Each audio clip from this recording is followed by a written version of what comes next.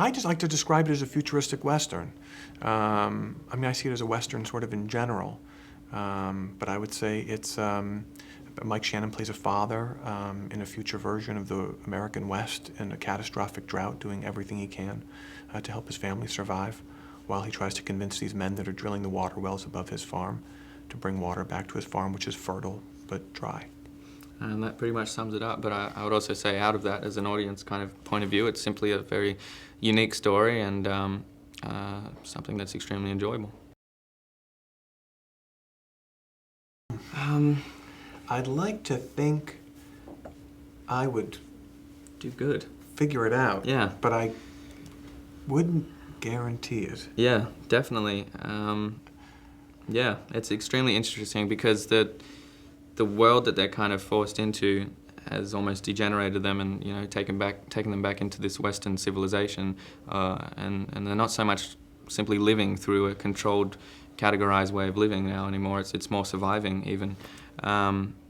So yeah, I would hope to do good, but I'm not sure how I'd do. Yeah, first and foremost, you know, I wanted to tell this sort of love story between the father and the son. There's a lot of my father and the Mike Shannon character, and we were very close, and he died when I was young, and I hadn't written anything really about it, and I'm not very interested in writing about a literal, you know, sort of interpretation of our friendship or anything, but I like the idea of putting it into this genre piece, and so that's sort of where it started, and then there were lots of other interests, the global drought issues and certain things in robotics, and they all came together to sort of form this story. It's half puppets and it's half CGI.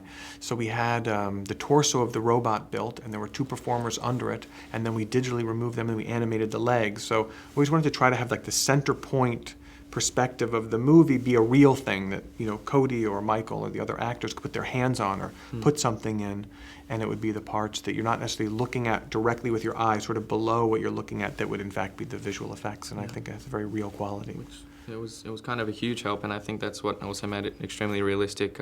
Watching it on screen, you can't really tell what is visual effects or real.